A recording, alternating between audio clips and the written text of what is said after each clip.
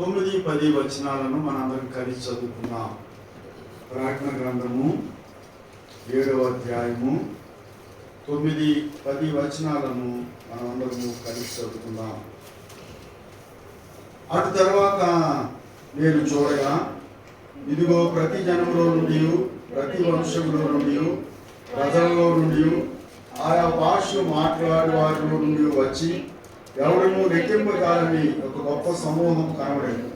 వారు తెల్లని వస్త్రములు ధరించుకున్న వారై ఖర్జూరపు మాటలు చేతపట్టుకుని సింహాసనం ఎదుటను గొర్రెల ఎదుటను నిలువబడి, సింహాసనాసీనుడైన మా దేవునికి గొర్రె పిల్లకును మా రక్షణకై స్తోత్రమని మహాశబ్దముతో వెలుగెత్తి చెప్పిరి. ప్రభు సహాయం కొరకు ప్రార్థన చేసుకుందాం. ప్రేమ కలిగిన ప్రియమైన మా పరలోక తండ్రి, పరిశుద్ధుడా, మీకు వందనాలు స్తోత్రాలు చెల్లించుకుంటున్నాం. ఈ ఉదయకాల సమయంలో ప్రభువైన తండ్రి, మీ యొక్క బల్ల చుట్టూ మీ యొక్క బిడలంగా మేము కూడి రావడానికి మీరు చూపిన కృపను బట్టి మీకు వందనాలు. మీరు మమ్మల్ని ఏ విధంగా విమోచిస్తూ వచ్చినారో, విడిపిస్తూ వచ్చినారో, మీ వాక్య వెలుగులో నుండి ఎదిగిన వారమై మేము మా ప్రభు మా హృదయపూర్వక ఆరాధన ఆత్మతో సత్యముగా మీకు అర్పించడానికి కావాల్సిన మీ కృప దయచేయండి. మీ నామ పేరట నిలబడుతున్నాను. మీ సిలువ చాటున మరుగుపరచమని మీ పాదము చెందుకొస్తున్నాను. నా నోట మీ జవాబు మాటలు ఉంచండి. మీ నోటికి బోరగా మాత్రమే నేను ఉండడానికి కావాల్సిన మీ కృప దయచేయండి. నా సొంత ఆలోచనలు తలంపులు కొట్టివేసి ప్రభువైన తండ్రి, మీ యొక్క తలంపులు మేము పంచుకోవడానికి కావాల్సిన మీ కృప అనుగ్రహించమని సమస్త ఘనత మహిమా ప్రభావాలు మీకే ఆరోపించుకుంటూ యేసయ్య అతి పరిశుద్ధ నామంలో స్తుతించి ప్రార్థించి బ్రతిమలాడి వేడుకుంటున్నాము తండ్రి, ఆమేన్. ప్రకటన గ్రంథము 7వ అధ్యాయం 10వ వచనం. ఒక పర్యాయం చదువుదాం. 10వ వచనం.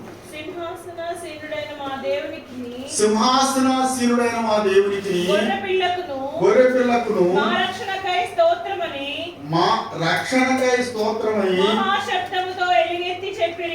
మహాశబ్దముతో ఎలుగెత్తి చెప్పిరి.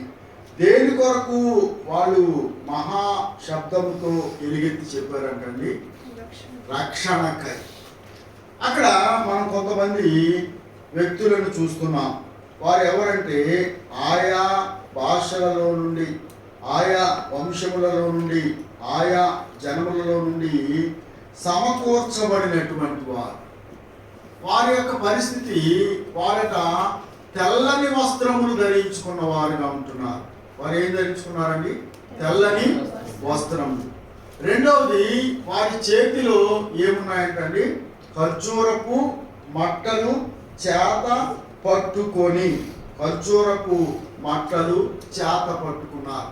ఇప్పుడు మనం ఆ యొక్క దృశ్యాన్ని మనం పర్యాయము మళ్ళీ రికలెక్ట్ చేసుకున్నట్లయితే, అక్కడ మనం ఎరిగిన వారు, ఎరగని వారు, మన భాష వాళ్ళు, పరభాష వాళ్ళు, మన దేశం వాళ్ళు, వేరే దేశం వాళ్ళు, ఎక్కడెక్కడ నుండోనంట అనేక మంది, లెక్కింపలేని విస్తారమైనటువంటి జనసమూహము ఆ సింహాసనం ఎదుట సమకూర్చబడింది. వాళ్ళందరికీ మాత్రం ఒకటే గుర్తు ఏంటి? వారు తెల్లని వస్త్రములు ధరించుకున్నారు. భాషలు వేరు, ప్రాంతాలు వేరు, వంశాలు వేరు, ఏదైనప్పటికీ కూడా వాళ్ళందరూ మాత్రం ఒక విషయంలో మాత్రం ఒకటే ఏంటంటే వారు తెల్లని వస్త్రములు ధరించుకున్నారు. రెండవది, వారందరి యొక్క చేతిలో ఏమున్నాయంటే ఖర్జూరపు మట్టలు ఉన్నాయి. ఈ తెల్లని వస్త్రములు పరిశుద్ధుల నీతి క్రియలు, లేదన్నట్లయితే ఈ తెలుపు అనేటువంటిది పరిశుద్ధతకు సాదృశ్యంగా ఉంది. కనుక వారు పరిశుద్ధత పొందినవారు, పరిశుద్ధ పరచబడిన వారు. వాళ్ళు ఎవరండి? మొదటగా ఆయా జనాంగాల నుంచి, ఆయా భాషల నుంచి, ఆయా దేశాల నుంచి, మరి సృష్టి యొక్క నలుమూల నుంచి సమకూర్చబడిన వారు. వారు తెల్లని వస్త్రాలు ధరించుకున్నారు, అనగా పరిశుద్ధపరచబడిన వారు. పరిశుద్ధులుగా పిలువబడుటకు వారిని దేవుడు ఏర్పరచుకున్న వాడిగా ఉంటున్నాడు. రెండవది, వాళ్ళ చేతిలో ఏమున్నాయంట? ఖర్జూరపు మట్టలు ఉన్నాయి. ఈ ఖర్జూరపు మట్టలు అనేటువంటివి మరి విజయానికి సాంకేతంగా ఉన్నాయి, విజయానికి సాంకేతికంగా ఉన్నాయి, అంటే గుర్తుగా ఉన్నాయి. అంటే వారు జయము పొందినవారు. మొదటిది, వారు జయము పొందినవారు అంటే జయింపబడిన వారు. ఈ లోకాన్ని జయించినారు, శరీరాన్ని జయించినారు, పాపాన్ని జయించినారు, అపవాదిని జయించినారు. ఆ విధంగా వారి జీవితంలో జయ జీవితము కలిగి అక్కడికి సమకూర్చబడిన వారుగా ఉంటున్నారు. రెండవది, ఎవరికి స్తోత్రం చెప్తున్నారు? మరణమును జయించిన ఆ యేసుక్రీస్తు ప్రభు వారికి స్తోత్రములు చెప్తూ ఉన్నారు.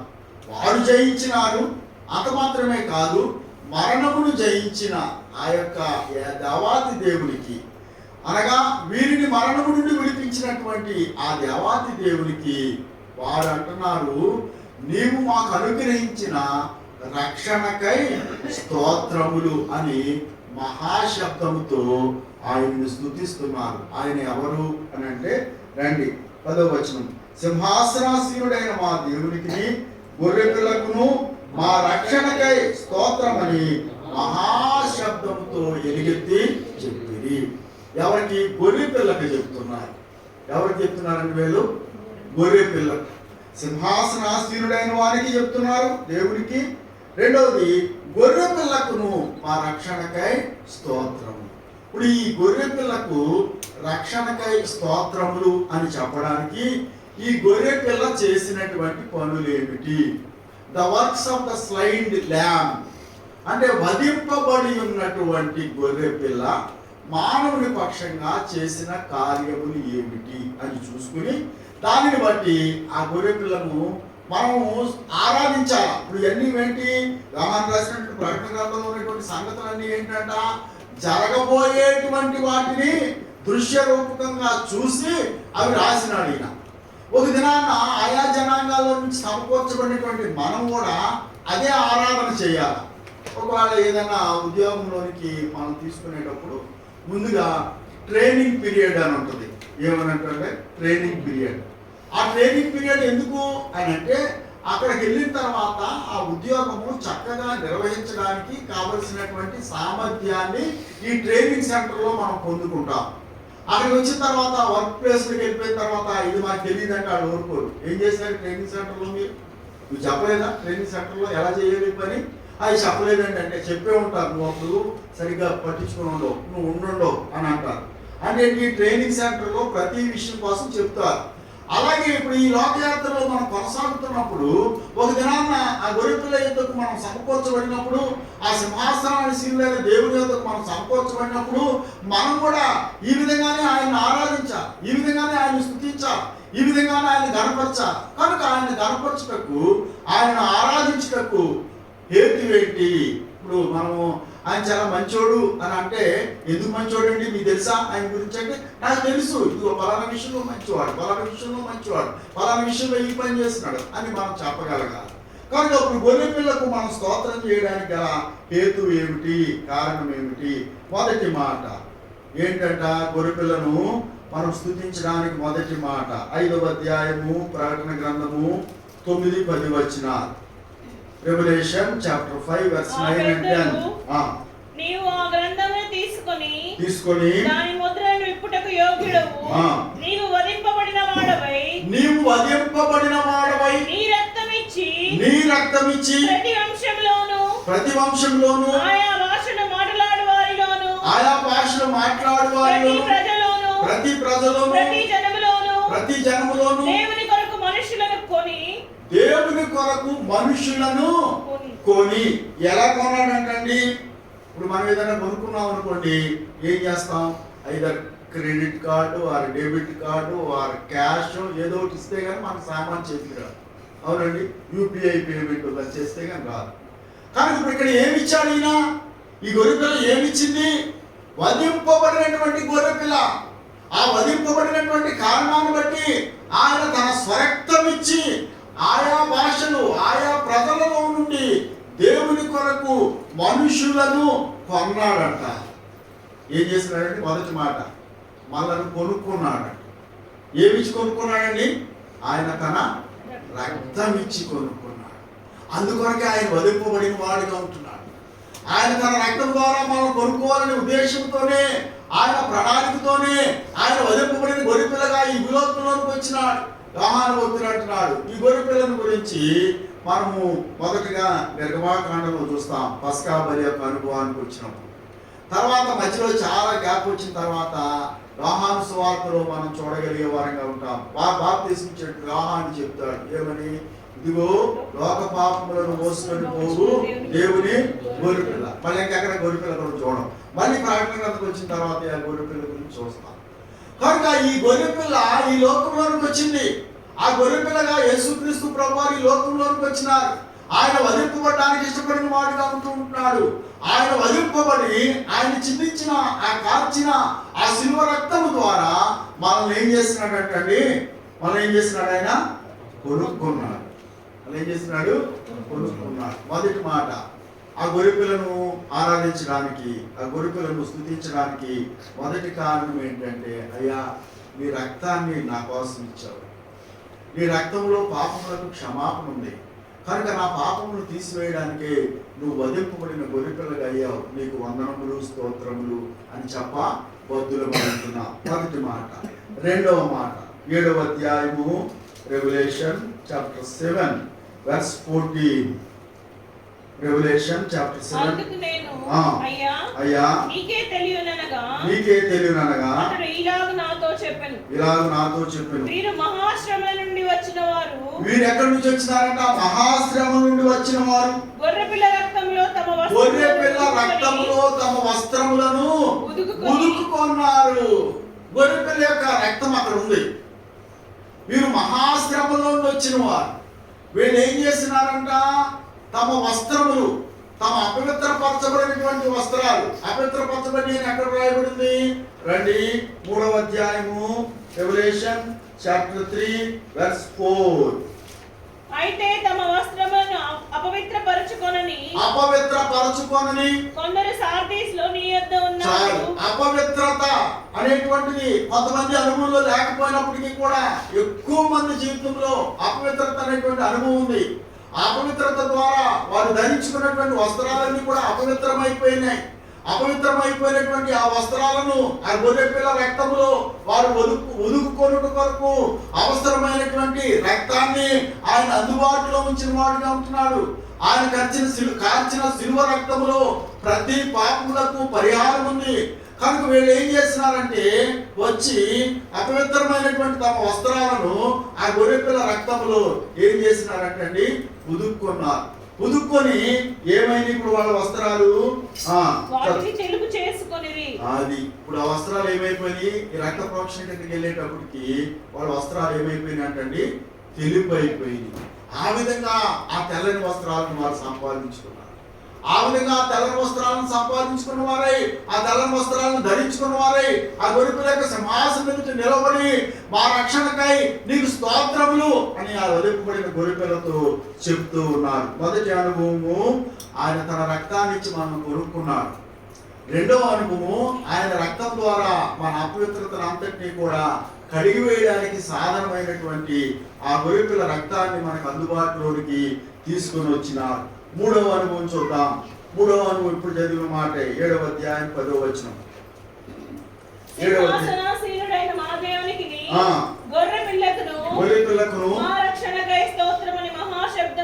ఇప్పుడు ఈ రెండు అనుభవాలు ఎప్పుడైతే జరిగినాయో వాళ్ళు రక్షణలో ప్రవేశించిన వారుగా ఉంటున్నారు. వాళ్ళు రక్షణ గురించినటువంటి అనుభవ జ్ఞానంలోకి వచ్చినారు. వాళ్ళు అసలు రక్షణ అంటే ఏంటో ఎరిగిన వారుగా ఉంటున్నారు.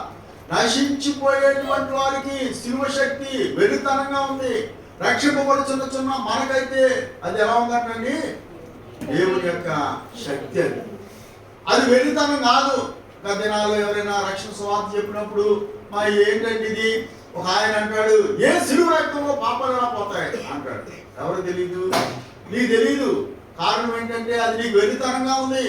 నువ్వు ఎప్పుడైతే దేవుని యొక్క అనుభజ్ఞానంలోకి వచ్చినావో, శిలువ యొక్క అనుభజ్ఞానంలోకి వచ్చినావో, వధింపబడినటువంటి గొర్రెపిల్ల యొక్క మరి ఆ ప్రత్యేక విమోచనమైనటువంటి అనుభవంలోకి వచ్చినావో, అప్పుడు మాత్రమే మానవుడు గ్రహించేటువంటి వాడిగా ఉంటాడు. కనుక ఇప్పుడు మూడవ అనుభవం ఏంటంటే, రక్షణను మన జీవితంలో అనుభవపూర్వకంగా ఎరిగినాం. కొన్ని పర్యాయాలట కొంతమంది దైవజనుల సాక్ష్యాలు ఉంటే, నాకు రక్షణ గురించి తెలకుండానే నేను అనేక మందికి రక్షణ గురించి చెప్పాను. రక్షణ గురించి ఏంటంటే నాకు తెలియదు, ఆ అనుభవం నాకు లేదు. నాకు లేకుండానే నేనేం చెప్పినాను, రక్షణ గురించి ఇతరులకు చెప్పుండొచ్చు మన జీవితంలో కూడా. ఆ రక్షణ గురించి, ఆ సిలువను గురించి, ఆ సిలువ మార్గాన్ని గురించి మన జీవితంలో అనుభవం లేకుండానే అనేక మంది వాటి గురించి చెప్పుండొచ్చు. అయితే ఇప్పుడు ఇక్కడ మూడవ సందర్భం ఏంటంటే, రక్షణను గురించినటువంటి అనుభవంలోనికి దేవుడు మనలను నడిపిస్తూ, ఆ గొర్రెపిల్ల మనల్ని నడిపిస్తూ వచ్చినట్లుగా చూస్తున్నాం. 4వ అనుభవాన్ని చూద్దాం రండి. ప్రకటన గ్రంథం, రెవల్యూషన్ చాప్టర్ 7, ప్రకటన గ్రంథము 7వ అధ్యాయం 7th చాప్టర్ verse 15, 15వ వచనం. అందువలన వారు దేవుని సింహాసనం ఎదుట ఉండి రాత్రింబగళ్ళు ఆయన ఆలయంలో ఆయన సేవించున్నారు. సింహాసనాసీనుడైన వాడు తానే తన గుడారము వారి మీద కప్పును. ఆ సింహాసనాసీనుడైనటువంటి ఆ గొర్రెపిల్ల తన గుడారాన్ని మన మీద కప్పేదిగా ఉంటుంది. ఎందుకు మన మీద కప్పవలసి వచ్చింది అని అన్నట్లయితే, మన గుడారం ఎలాంటిదంట? 2వ కొరింథీ పత్రిక 2 Corinthians chapter 5 verse 1, మొదటి వచనం నుండి. కొరింథీ రాసిన 2వ కొరింథీ పత్రిక 5వ అధ్యాయము మొదటి వచనం. భూమి మీద మన గుడారమైన ఈ నివాసము శిథిలమైపోయినను చేతి పని కాక దేవుని చేత కట్టబడినది నిత్యమైనదియునైన నివాసము పరలోకమందు మనకున్నదని ఎరుగుదుము. ఈ నివాసము శిథిలమైపోయేదట. మన గుడారమైన ఈ నివాసము శిథిలమైపోయేది. ఈ గుడారమైన నివాసము తాత్కాలికమైనటువంటిది. ఈ గుడారమైనటువంటి నివాసము పరిమితులతో కూడుకున్నటువంటిది. 3 సంగతులు ఉన్నాయి. ఈ గుడారం ఎలాంటిదంట? మనకి అశాశ్వతమైనటువంటి గుడారం ఇది. త్వరగా శిథిలమైపోయేటువంటి గుడారం. ఆ గుడారంలో ఉన్నటువంటి మనపై ఆయన ఏం చేస్తున్నాడట? తన గుడారాన్ని కప్పుతున్నాడంట. ఆయన అంట ఏమంటున్నాడు? చేతి పని కాక దేవుని చేత కట్టబడినది నిత్యమైనది నివాసము పరలోకమందు మనకున్నదని. ఆ నిత్యమైనటువంటి నివాసాన్ని మన మీద కప్పుతున్నాడు ఆ గొర్రెపిల్ల. ఆ వదిలిపబడిన గొర్రెపిల్ల చేసినటువంటి 4వ పని ఏంటన్నట్లయితే, శిథిలమైపోయేటువంటి మన గుడారం మీద నిత్యమైనటువంటి ఆయన గుడారాన్ని కప్పుతున్నాడు. ఆ గుడారంలో ఎవరెవరు ఉంటారు అని అంటే, ఆయన ఉంటాడు. ఆ గుడారంలో ఎవరు ఉంటాం? మనం ఉంటాం. ఎక్కడండి? ఆ గుడారం ఇప్పుడు మన మీద ఆయన గుడారాన్ని కప్పినాడు. ఇప్పుడు అంటే ఎవరెవరు ఉంటున్నాం? ఆ గుడారంలో ఎగ్జిస్టింగ్ మనం అంటే ఆ శిథిలమైపోయేటువంటి మన గుడారం మీద నిత్యమైనటువంటి తన గుడారాన్ని కప్పినప్పుడు మనము కూడా నిత్యము నివసించే వారంగా, నిత్యము జీవించేటువంటి వారంగా అయ్యేటువంటి వారంగా ఉంటున్నాం. ఇంకా ఆ గుడారంలో ఏముండదంట చెప్తున్నాడు 7వ అధ్యాయంలో. రండి, ఆ గుడారంలో ఏముండదు? మన శిథిలమైపోయేటువంటి గుడారంలో ఏముంటుంది? నిత్యమైనటువంటి గుడారంలో ఏముండదు? 7వ అధ్యాయము revelation chapter 7, 17th last portion, 17వ వచనం చివరి భాగం. దేవుడే వారి కన్నుల నుండి, లేదంటే 16 కూడా చదవండి. 16వ వచనం. వారికి ఇక మీదట ఆకలి అయినను, ఆ గుడారంలో ఆకలి ఉండదంట, దాహం ఉండదంట, సూర్యుని ఎండ అయినను, వడగాలి కూడా తగలదంట. సింహాసనం మధ్యమందుండు గొర్రెపిల్ల వారికి కాపరి జీవజలముల బుగ్గల యొద్దకు. చాలు. అక్కడ ఏమున్నదంట? ఆ గుడారంలో ఆకలి ఉండదంట. ఆ గుడారంలో ఏమున్నదంట అండి? దప్పిక ఉండదంట. ఆ గుడారంలోనంట సూర్యుని ఎండ దెబ్బ తగలదంట, వడదెబ్బ తగలదంట. ఎంతో శ్రేష్టమైనటువంటి అనుభవాలు ఆ గుడారంలో మనం ఉంటాం. ఆ గుడారములోనికి మనల్ని ఎవరు నడిపించినారు అని అంటే, ఎవరు నడిపించినారు? 7వ అధ్యాయంలోకి వద్దాం రండి. మొదటి ఇప్పుడు చూసుకున్న మాటలు, తన రక్తం ఇచ్చి మనం కొనుక్కున్నాడు, తన రక్తముతో మనల్ని తెలుపు చేసినాడు, మన ప్రతి పాపాన్ని తెలుపు చేసినాడు, రక్షణ గురించిన అనుభవ జ్ఞానంలోకి నడిపించినాడు, తన గుడారాన్ని మన మీద కప్పిన వాడిగా ఉంటున్నాడు. 5వ అనుభవాన్ని చూద్దాం. అక్కడ 7వ అధ్యాయం ప్రకటన గ్రంథం. ఇప్పుడు మనం చదివినటువంటి భాగంలో ఒక చిన్న పోర్షన్ ఉంది.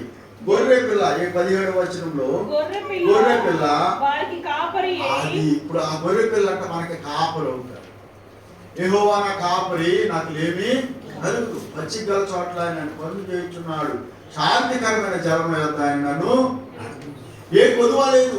ఆయనే మన కాపరి. ఇక ఆయనే మన కాపరి అయితే, ఆయనే మన సహకారి అయితే, ఆయనే మనతో ఉంటే, ఆయనే మన దేవుడు అయితే ఇక ఆయన ఎక్కడికి నడిపిస్తాడట? మనను జీవ జలముల బొగ్గల యొద్దకు వారిని నడిపించును. వీళ్ళరా ఎంత శ్రేష్టమైనటువంటి అనుభవం దేవుడు నీకు నాకు ఇవ్వడానికి ఇష్టపడుతున్నాడు. ఎంత శ్రేష్టమైనటువంటి అనుభవంలోనికి దేవుడు నన్ను నడిపించడానికి ఇష్టపడుతున్నాడు. ఆ నడిపించుట కొరకే ఆయన వధింపబడిన గొర్రె పిల్లగా అయ్యాడు. ఆయన వధింపబడకపోయినట్లయితే మనం ఎవరు కొనుక్కుంటారు? ఆయన వధింపబడకపోయినట్లయితే మన పాపములకు శుద్ధి ఎక్కడ కలుగుతుంది? ఆయన వధింపబడకపోయినట్లయితే ఆ రక్షణ గురించిన అనుభవ జ్ఞానం మనకు ఎలా కలుగుతుంది? ఆయన వధింపబడకపోయినట్లయితే ఎవరు తన గుడారాన్ని మన మీద కప్పేవారుగా ఉంటున్నారు? ఆయన వధించబడకపోయినట్లయితే ఎవరు మన కాపురిగా ఉంటారు? ఆయన వధింపబడినటువంటి గొర్రె పిల్ల వారికి కాపరి, వారిని జీవజలముల బొగ్గల యొద్దకు వారిని నడిపించు. కనుక మన జీవితంలో ఎంతో శ్రేష్టమైనటువంటి అనుభవంలోనికి 36వ కీర్తన 8-9 వచ్చిన Psalm 36:8-9 కీర్తన 36. నీ మందిరం యొక్క సమృద్ధి వలన వారు సంతృప్తి నొందుచున్నారు. నీ ఆనంద ప్రవాహములో వారిని త్రాగించున్నావు. నీ యొద్ద జీవపు ఊట కలదు. నీ వెలుగును పొందియే మేము వెలుగు చూచుచున్నాము. ఆనంద ప్రవాహంలో నువ్వు వారికి త్రాగించుచున్నావు. ఆనంద ప్రవాహంలో నువ్వు వారికి త్రాగించు. ఆ జీవజలము బొగ్గ ఎక్కడో లేదట. ఆ మందిరపు గడపల క్రింద నుండి జీవ జల నది ప్రారంభమయ్యి ప్రవహిస్తూ వస్తాం. కనుక ఆ సమృద్ధి ఎక్కడుంది? దేవుడి మందిరంలో ఉంది. ఆ సమృద్ధి ఎక్కడుంది? దేవుడి నివాసంలో ఉంది. అక్కడ ఆకలి లేదు, దప్పిక లేదు. అందుకని అంటున్నాడు ఒక గ్రంథకర్త, ఆయన ఆవరణంలో ఒక దినము గడుపుట 1000 దినముల కంటే శ్రేష్టం అంట. 1000 దినాల కంటే శ్రేష్టం. ఎందుకు శ్రేష్టము? ఆ మందిరంలో ఉండేటువంటి సంగతులు అలాంటివి, ఆ దేవుడి నివాసంలో ఉండేటువంటి సంగతులు అలాంటివి, ఆ దేవుడి యొక్క గుడారంలో ఉండేటువంటి సంగతులు అలాంటివి. ఆ గుడారంలో నిన్ను నన్ను రాస్తూ వచ్చిన కనుక ప్రియమైనటువంటి వాళ్ళారా 5 మాటలు చూసుకుంటూ వచ్చిన. ఏంటి 5 మాటలు అని అంటే, మొదటిది ఆయన రక్తం ఇచ్చి మనను కొన్నాడు. ఆయన రక్తంతో మనను శుద్ధులుగా చేశాడు. ఆయన తన రక్షణ గురించి మనకు తెలియజేసినాడు అనుభవపూర్వకంగా. 4వది తన గుడారాన్ని మన మీద కట్టినాడు. 5వది జీవజలముల కాపరిగా ఉండి జీవజలముల బొగ్గల యొద్దకు మనను నడిపించాడు. కనుక ఈ కాల సమయంలో ప్రభు బాధ్యతకు వచ్చినటువంటి ప్రభు నువ్వెంత గొప్పవాడు, నువ్వెంత మరి మేలు చేసే దేవుడు. నా కొరకు వధింపబడ్డానికి ఇష్టపడ్డావు. వధింపబడ్డానికే ఈ భూలోకంలోకి వచ్చినావు. వధింపబడ్డానికే ఈ భూలోకంలోకి వచ్చి సర్వలోక మానవ పాప పరిహార క్రయంగా శిలువలో నీ ప్రాణం అర్పించడానికే వచ్చినావు. అందుకనే బాప్తిస్మం ఇచ్చావా అని చెప్తున్నాడు. ఇదిగో లోక పాపములు మోసుకొని పోవు దేవుని గొర్రె పిల్ల, నా పాపానంతటినీ నువ్వు మోసుకొని పోయినావు, నీ మీద వేసుకున్నావు, నన్ను నిత్య జీవానికి వారసునిగా చేసినావయ్యా, నీకు వందనములు స్తోత్రములు అని ఆయనకు చెప్ప బొద్దులమై ఉంటున్నాం. ఆ రీతిగా మనము లేచి నిలబడి ఒక పాట పాడుకుందాం. పాట పాడుకుంటుండగా చరణం పాడుతున్నప్పుడు సండే స్కూల్ పిల్లలు సండే స్కూల్కు వెళ్ళేవారుగా ఉంటారు.